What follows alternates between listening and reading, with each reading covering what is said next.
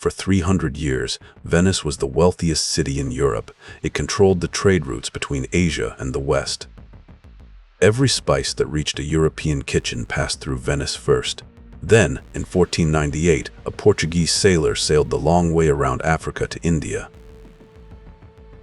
He never set foot in Venice. He didn't need to. That was the point. Venice did not become wealthy because Venetians were smarter or more industrious than anyone else. It became wealthy because of where it was.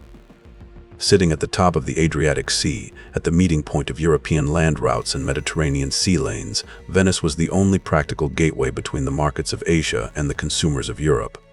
At its peak in the 1400s, Venice handled an estimated 30% of all European trade. A city of roughly 150,000 people, smaller than modern-day Coventry, was processing nearly a third of the continent's commerce. Its Arsenal shipyard was the largest industrial complex in the world, capable of producing one fully equipped warship per day. It maintained trading posts from Alexandria to London. The Venetian state was, in modern terms, a sovereign wealth fund that happened to be a city. Its entire political system, the Doge, the Council of Ten, the Senate, was designed to protect and expand commercial interests. Politics was commerce.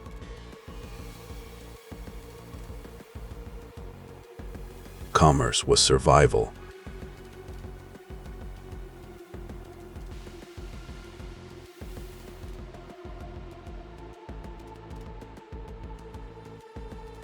In 1497, Vasco da Gama left Lisbon with 4 ships and sailed south along the African coast.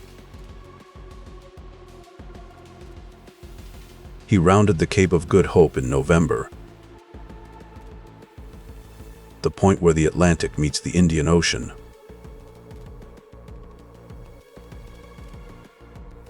Which Portuguese sailors had been trying to reach for decades. In May 1498, he arrived in Calicut, India. He had found a direct sea route from Europe to the source of the spices. The difference between the old route and the new route was not just distance, it was control. The overland route passed through a dozen political entities,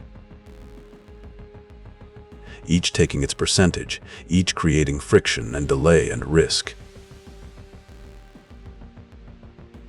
The sea route went around all of them. No Ottoman customs posts. No Egyptian middlemen.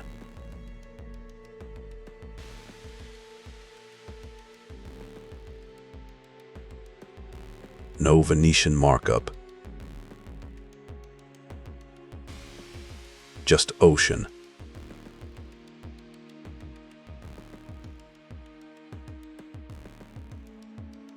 Da Gama's first cargo brought back to Lisbon was worth 60 times the cost of the entire voyage. Venice had not been conquered. It had been circumnavigated.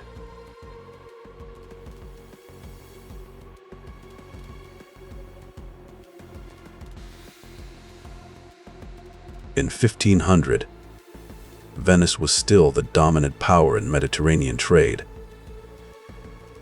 By 1510, Lisbon had overtaken it as Europe's primary spice market. By 1550, the Portuguese were handling 5 times the volume of spice trade that Venice had at its peak. In less than a generation, the city that had monopolized European commerce for 3 centuries had become a secondary market. Venice did not accept its fate passively. It lobbied the Ottoman Empire and Egypt to block Portuguese access to Indian Ocean trade. It experimented with an overland route through the Red Sea. It sent diplomats to Lisbon to negotiate. It discussed digging a canal through the Isthmus of Suez 400 years before the Suez Canal was built.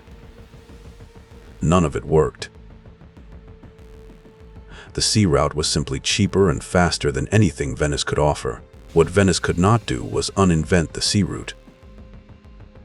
The technology existed. The knowledge existed. Any country with ships could now reach India directly. The monopoly that Venice had spent 3 centuries building required everyone to come to Venice. The sea route required no one to go anywhere near it. Venice did not collapse. It adapted. It became the world's leading producer of luxury glass. The glassmakers of Murano had techniques that no one else could replicate for 2 centuries. It became a center of printing after Gutenberg, producing more books than any other European city by 1500. It became a destination for tourism, arguably the world's first tourist economy, selling its beauty to visitors who came to see what it had been. But here is the distinction that matters. Venice, the luxury goods producer, was not Venice. The trade empire.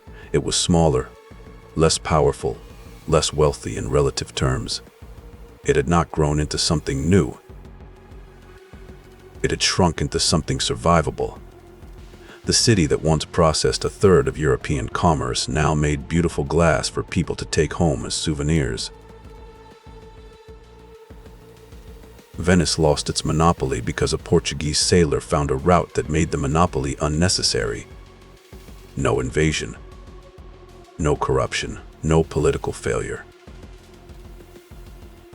A single technological change, the ability to navigate around Africa, made 3 centuries of Venetian commercial infrastructure irrelevant in less than a generation.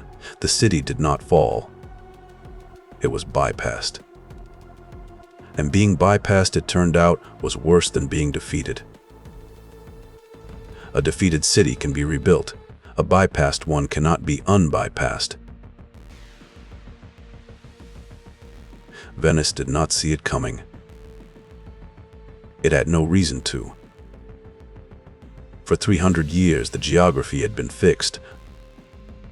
The routes were established. The system worked. The disruption came not from a competitor, but from a technology that made the entire system unnecessary. The question, and it is a genuinely open question, is which city, which industry, which system today is Venice, and whether the ship has already sailed.